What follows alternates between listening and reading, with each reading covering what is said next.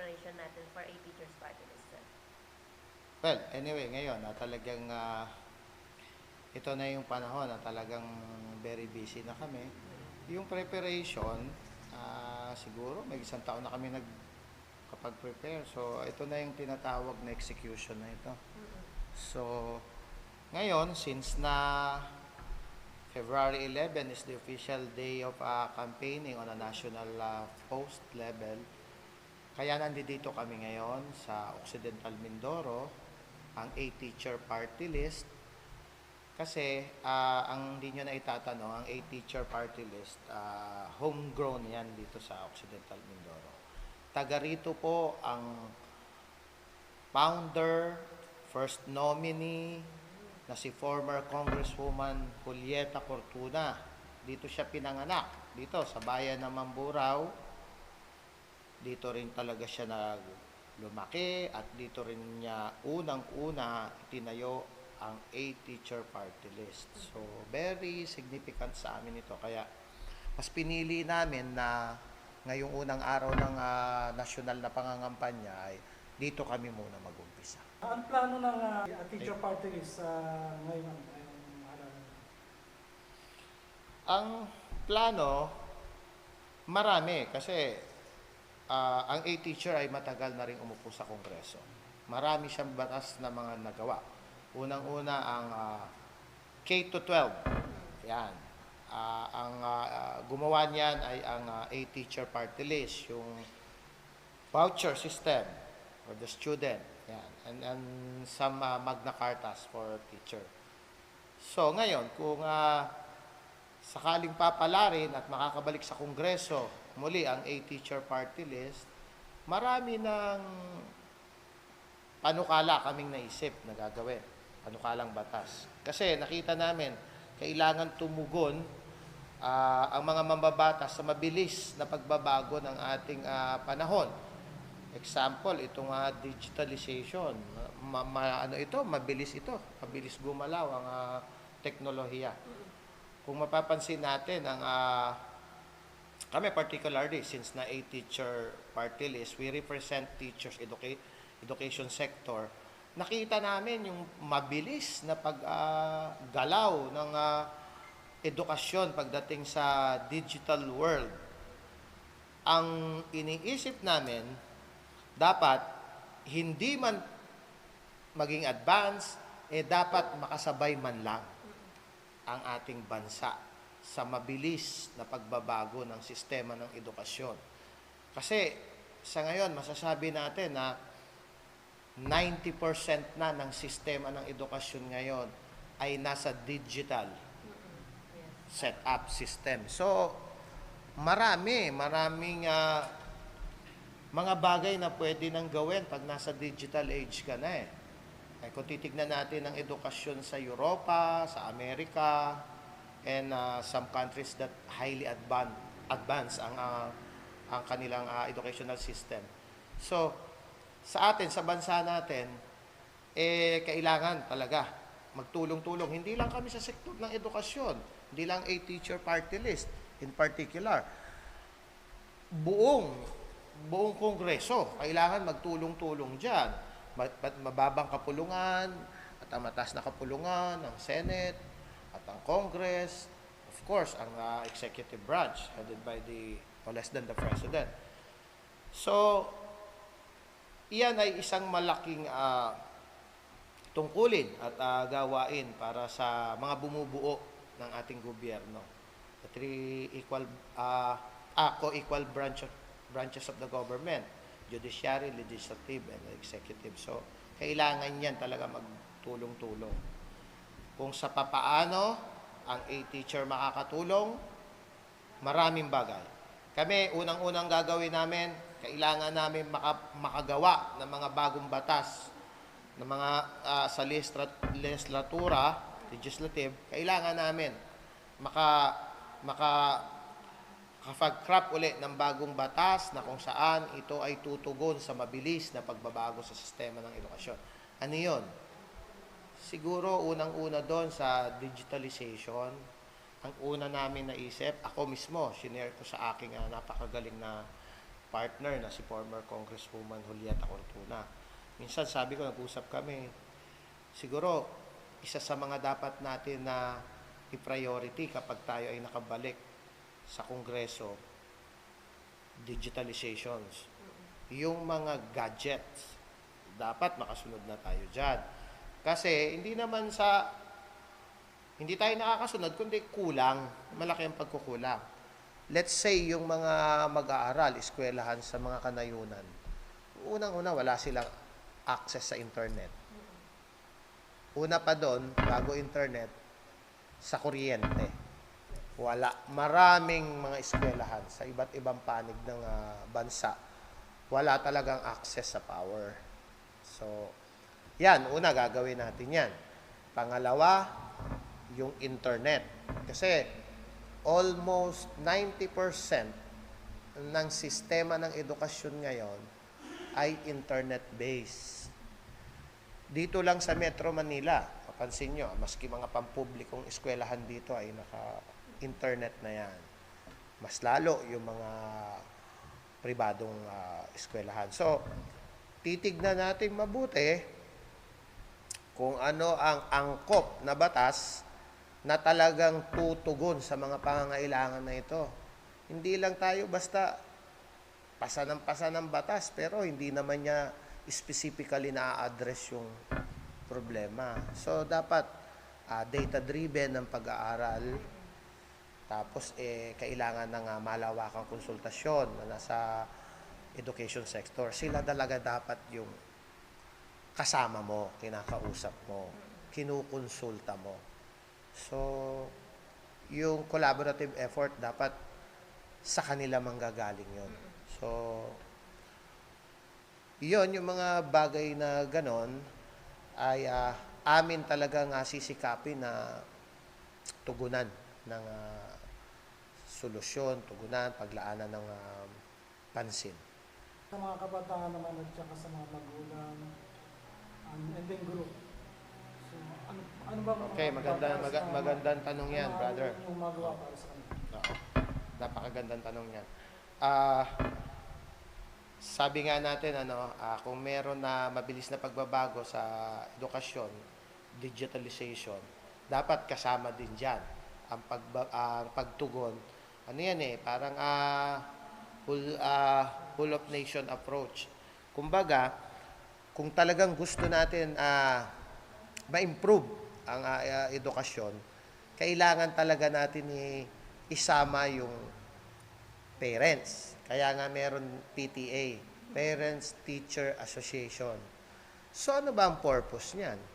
Ang purpose niyan kasi, unang-una, magkaroon ng magandang komunikasyon ang magulang at ang teacher at ang estudyante. So para nalalaman kung ano yung mga dapat i-improve sa estudyante. Kailangan i-improve sa teacher. Kailangan i-improve sa mga magulang.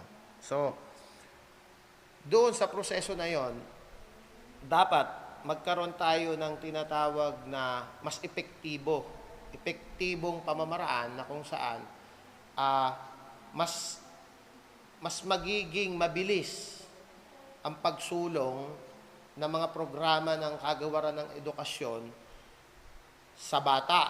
Ibig sabihin, yung bata bilang estudyante, mas magiging komportable siya, kumbaga, kasi nakikita niya, ang nanay niya, involved din ang magulang niya sa pag-aaral niya when it comes to, monitoring, yung ganon.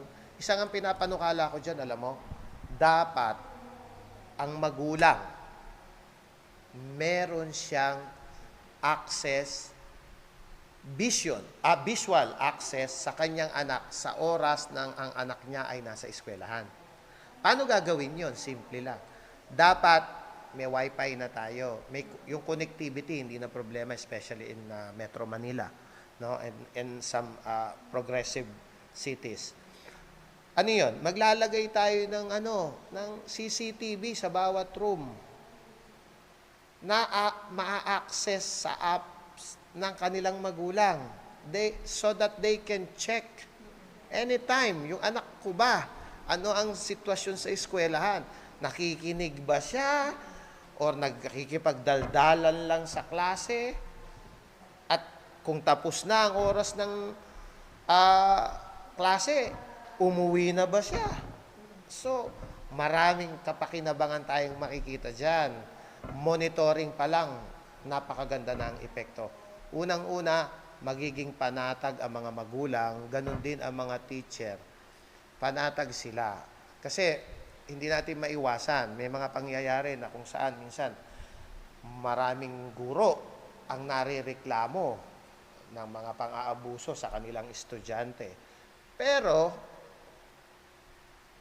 pag inimbestigahan, minsan nakikita na ang teacher ay talagang nasa tamang sitwasyon. Minsan, sila yung naaabuso ng estudyante. Ang problema, walang maiprovide na ebidensya. Di ba? So, syempre, alam natin na napakabigat ngayon ng batas sa pagprotekta sa mga kabataan. So, yung mga child abuse, yan. So, para lang maging fair ang laban, dapat meron tayong gano'n. Para sa akin, isa sa napakalaking bagay yon.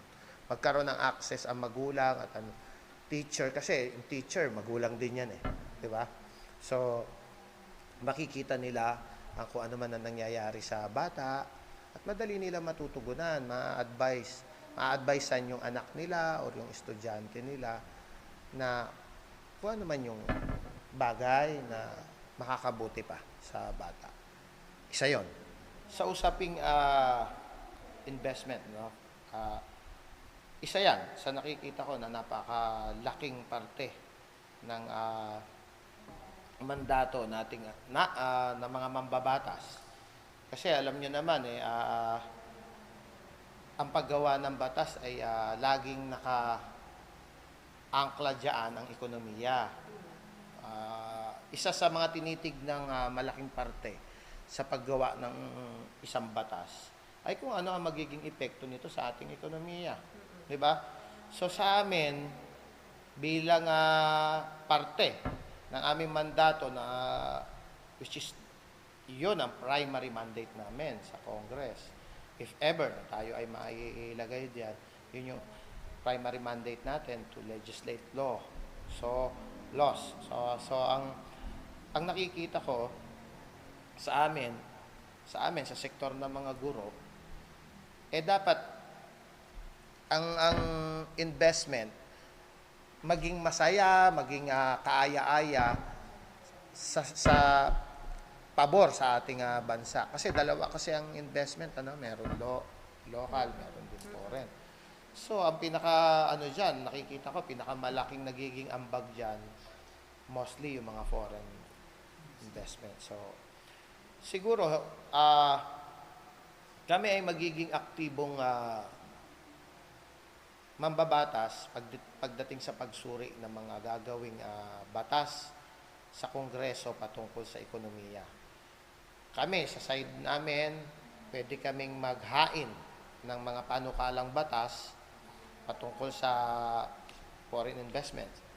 Pwede rin kaming sumuporta sa mga kapwa namin mambabatas na kung saan ay mas may malawak na experience at kaalaman sa paggawa ng batas patungkol sa ekonomiya. So, it's a collective effort, team effort pagdating sa paggawa ng batas sa aming organisasyon sa Kongreso. Kung na-mention nyo kasi parang madami na pong mga naipasal during the time na nakaupo ang A-Teachers Party List. Ilang years na po ulit sila, sir? Hindi ako masyadong sigurado rito, pero mula 2007, 2007. nawala lang ang A-Teacher Party List sa Kongreso, if I'm not mistaken. Itong 2022. 2022. Itong 19th Congress. 19 Ano siya. Congress. So, Nilulungkot. matagal talaga. Matagal na. Marami nang nagawang batas ang A-Teacher. So, for your seat, Kong, for your second, bakit si Kong Ed Aben-Gazar ang should be, no? And, or papalarin, of course, or mabigyan ng seat. Bakit si Kong Ed? Sino si Kong Ed para sa para makapag-serve or as public servant? Why, what made you inspire po? Ako sa akin, to be honest, hanggat maaari ayoko rin pumasok sa politika. So, siguro dala na lang din ng mga inspirasyon kong nakuha sa mga taong malalapit sa akin. Isang-isa na ang napakabuti at napakagaling kong kaibigan na gobernador. Kasalukuyang gobernador ng lalawigan ng Occidental Mindoro na si Governor Eduardo Vigadiano. Isa siya sa mga inspirasyon ko kung bakit ako nakumbinsi na pumasok sa politika, at ang isang napakalapit din tao sa akin na si former Congresswoman Julieta Cortuna. So, sila ang mga tao sa paligid ko. Well, of course, ang nagbabalik na napakagaling din na Congresswoman na si Josephine Nene Ramirez Sato. So, yung mga yan, mga tao na yan sa paligid ko, hindi mo maiaalis sa akin dahil kaibigan ko sila. Dumating sa punto ng buhay ko na inaral ko ang kanilang mga buhay, nakita ko kung paano sila namuhay nang wala pa sila sa politika at ngayon na nandyan na sila sa politika. Kasama nila ako. So, lagi kong sinasabi na ayokong pumasok sa politika. Masaya na ako na nasa tabi niyo ako, na nakakatulong ako sa mga programa para sa mga kababayan natin. Nagdi-deliver tayo ng mga tulong. Pero talaga siguro dito ko masasabi na magkaiba yung personal choice sa destiny. Malaki ang pagkakaiba. Yung pagpili ko Yes, yun. na ako ay manatili na isang pribadong tao na hindi lalaho sa anumang politikal na gawain. Yun ay personal choice ko. Ibang usapan yung destiny mo, destino mo. Siguro nare-realize ko na rin, parte siguro ito ng destiny ko. Na gantong edad ko, gantong panahon, darating sa aking kamalayan, sa aking kaisipan na I have to decide kung ako ba talaga ay lalaw o hindi. Sinasabi ko na napakalaking impluwensya ng mga kaibigan kong nabanggit kanina na nasa politika. Kasi nakita ko kung gaano sila naging kaepektibo sa pagiging kanilang public servant, sa kanilang pamumulitika. Isa yon sa mga nagtulak sa akin kasi nakita ko na kung ikaw, ang isang ordinaryong tao ay may pusong maglingkod sa tao, sabi ko noon, sapat na yun Tapos magawa mo, deliver mo. Pero, nung nakita ko, kasama ko sila, itong mga nabanggit kong mga malalapit na kaibigan ko, nung sila ay nasa politika na, nakita ko na mas magiging epektibo ka pa pala kapag ikaw ay may mandato ng taong bayan. Kasi nga, nasa iyo ang kapangyarihan para ipatupad ang mga programa ng pamahalaan. Iyon, yung mga bagay na yon talagang nakita ko na depende lang kasi kung ang intensyon mo ay hindi maganda sa pagpasok sa politika, siguro masasabi natin na hindi ka rin talaga magiging masaya. Pero kung meron kang purong intensyon na maglingkod sa taong bayan at maglingkod ng tapat at hindi ka kailanman nangarap na magkorap or nakawin o anuman na lustayin ang kaban ng bayan, siguro ang paglilingkod sa bayan ay isang napakahalaga at napakasayang bagay sa buhay ng isang tao.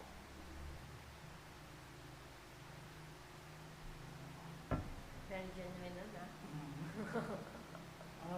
batas pa, Congressman. Halimbawa, makuha ninyo, maupo kayo sa kalawang yung second seat na ng A-Teacher Party List. Ano pa yung maaari ninyong maibigay, may bahagi na mga programa, panangkarang batas na makatutulong hindi lang dito sa Occidental Mindoro, kundi mismo sa taong bayan, sa Kabuuan? Yan. Ang A-Teacher Party List, ang party list po kasi ay isang representante ng isang organisasyon sa Kongreso na nagre-representa yan, national yan.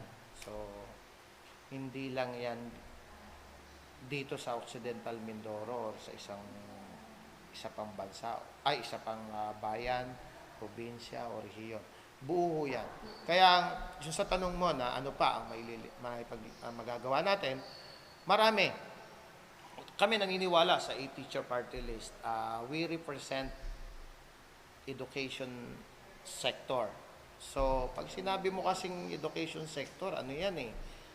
Malawak yan eh. Let's say, ikaw, nasa education sector ka rin naman eh. Guro ka rin. Ako din guro, ikaw din guro. Yung isang bagay na ginawa mong mabuti at naging epektibo, nagdulot ng magandang bunga sa iyong kapwa, sa iyong pamilya, guro ka na nun. Guro ka na. Matatawag ka ng guro. Diba? Lahat. Basta ikaw ay nagbahagi ng iyong mabuting karunungan sa iyong kapwa, pwede mong tawagin ang sarili mong guro. So, hindi lamang porque ang mga nakapasa sa board exam, ng mga nagtapos ng mga kurso ng edukasyon, ay sila lang ang guro. Ang tawag sa kanila, professional licensed teacher. Guro. Professional na guro. Ang tawag naman sa atin, non-professional teachers. So, ibig sabihin, magkakasama pa rin tayo sa sektor. So, ngayon, sa kabuuan, sa amin, sa A-Teacher Party List, hindi pwedeng ilimit namin ang aming serbisyo sa mga guro lamang, sa mga teachers lamang. Hindi. Kami ay aabot hanggang sa pinakahuling sektor ng ating amayanan, ng ating lipunan. Fisher folks, lahat yan. Farmer sectors, lahat. Inclusive kasi. Malawak ang nasasakop ng aming organisasyon. So, kami, patuloy lang kaming magsasaliksik, makikipag-usap sa iba't ibang sektor, aalamin namin ang mga bagay na kung saan makakatulong sa kanila, sa kanilang sektor, sa transportasyon, sa mga magsasaka, lahat.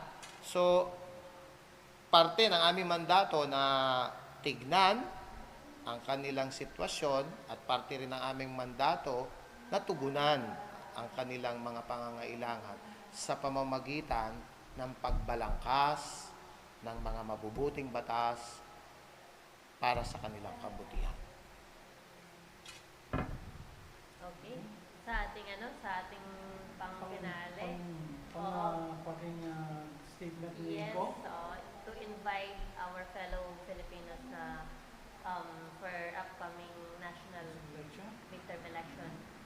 Kung the camera and the mic is yours, invite po natin ang ating mga kababayan to shade na 137. Gayon. Maraming salamat pong muli sa inyong pagbibigay sa amin ng pagkakataon na kami ay makapaglahad ng aming mga adhikain bilang representante ng A-Teacher Party List. Kami po ay nagbabalik at lumalahok sa darating na halalan ngayong Mayo 2025, midterm election. Kami ay kumakatok sa inyong mga puso na kami po ang A-Teacher Party List ay kumakandidato. At kami po ay humihingi ng tulong ninyo na kami po ay inyong iboto sa darating na halalan. At kami po ay hindi lang mangangako, kundi kami po ay tutupad sa mandato na ipagkakaloob sa atin ng ating saligang batas. At makakaasa po kayo na kami ay maglilingkod ng tapat para sa inyong kabutihan sa pamamagitan ng paggawa ng mga makabagong batas na makakabuti sa inyo. Ang A-Teacher Party List po ay numero 137, A-Teacher Party List sa likod ng balota. Yan po ang inyong unang titignan, yung numero 137, A-Teacher Party List. Yan lang ang inyong botohan. I-shade nyo yung shape na oblong sa tapat noon ay numerong 137 A-Teacher Party List. Isa lang po ang pwedeng ibotong party list. Hindi pwedeng dalawa, hindi pwedeng tatlo. Pag dinalawa nyo ang boto, invalid, sayang. So, isa lang ang dapat iboto. A-Teacher Party List, numero 137 sa balota.